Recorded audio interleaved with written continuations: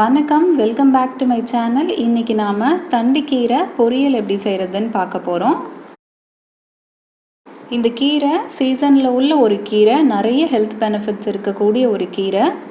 நிறைய பேர் பிகினர்ஸாக இருக்கிறவங்களுக்கு, இந்த கீரை பற்றி தெரியாதவங்களுக்கெல்லாம் இந்த வீடியோ ரொம்பவே யூஸ்ஃபுல்லாக இருக்கும்.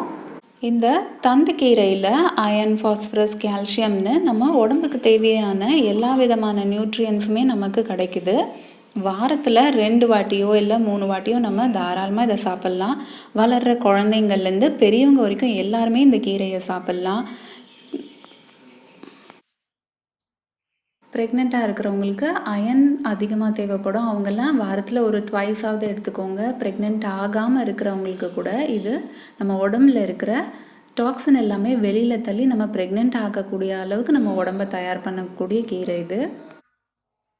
கீரையில் நிறைய நார்ச்சத்து இருக்குது. அதனால் பைல்ஸ் இருக்கிறவங்க, அப்புறம் மலச்சிக்கல் இருக்கிறவங்க, கான்ஸ்டிபேஷன் சொல்லுவோம்ல, அவங்க எல்லாம் அதிகமாக எடுத்துக்கோங்க இந்த கீரையை. அதில் இந்த கீரையை எப்படி கட் பண்ணி க்ளீன் பண்ணோன்றதை காமிக்கிறேன். இந்த கீரையில் இந்த ரூட்டை மட்டும் கட் பண்ணி எடுத்துகிற போகிறோம். நாம் தண்டு எல்லாமே நம்ம சமையலுக்கு யூஸ் பண்ணிக்கலாம்.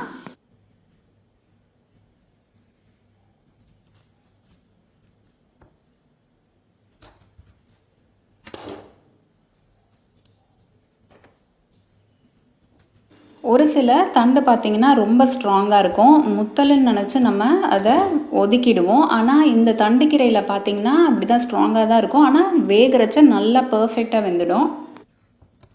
இந்த கீரையோட தண்டை நம்ம கட் பண்ணுறச்ச நார் நிறைய வரும். அதை நீங்கள் உடைக்கிறச்சவே சைடில் எடுத்துடுங்க.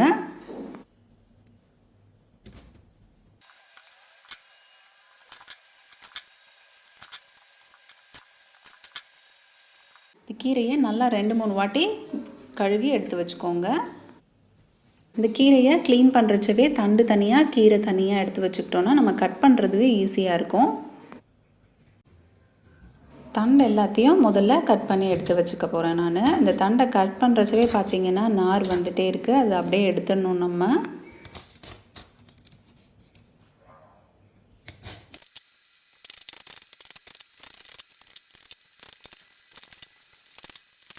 தண்டை இந்த மாதிரி சின்ன சின்னதாக நறுக்கி தனியாக எடுத்து வச்சுருக்கேன். கீரையை போடுறதுக்கு முன்னாடி நம்ம தண்டை போட்டோம்னா தண்டு கொஞ்சம் கரெக்டாக வெந்துடும். அடுத்து கீரையையும் நம்ம ரஃப்பாக சாப் பண்ணிக்கலாம். ரொம்ப பொடியாக அரையணுன்ற அவசியம் இல்லை. இது டக்குன்னு வெந்துடும் நமக்கு.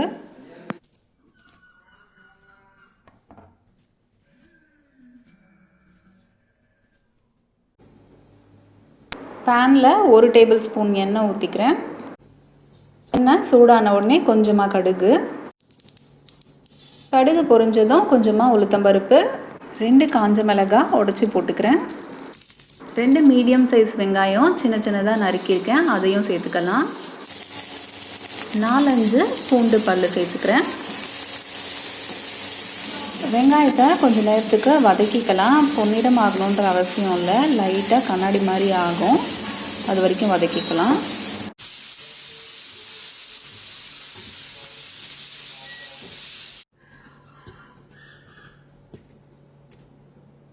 வெங்காயமும் பூண்டும் நல்லா வதங்கிருச்சு.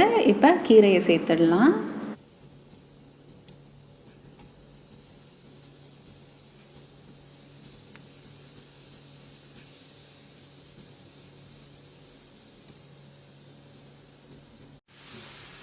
ஒரு நிமிஷம் நீங்கள் விட்டிங்கனாலே கீரை வதங்க ஆரம்பிச்சிடும். அப்புறம் நீங்கள் மொத்தமாக கலந்துடலாம். மஞ்சள் பொடி 1/4 டீஸ்பூன் சேர்த்துக்கிறேன். மஞ்சள் பொடி சேர்த்ததுக்கப்புறமா எல்லாத்தையும் ஒரு வாட்டி நல்லா கலந்து விட்டுடலாம். இது தோட்டத்துலேருந்து டைரெக்டாக வர கீரைன்றதால தண்ணியே சேர்க்க தேவையில்லை நமக்கு. அவ்வளோ குயிக்காக வந்துடும். 5 நிமிஷம் கூட ஆகலை கீரை வேகிறதுக்கு. நம்ம கலர்றச்சவே பாருங்கள், கீரை அப்படியே வதங்க ஆரம்பிச்சிருச்சு. மூடி போட்டு ஒரு 4-5 நிமிஷத்துக்கு வேகட்டும் இந்த கீரை.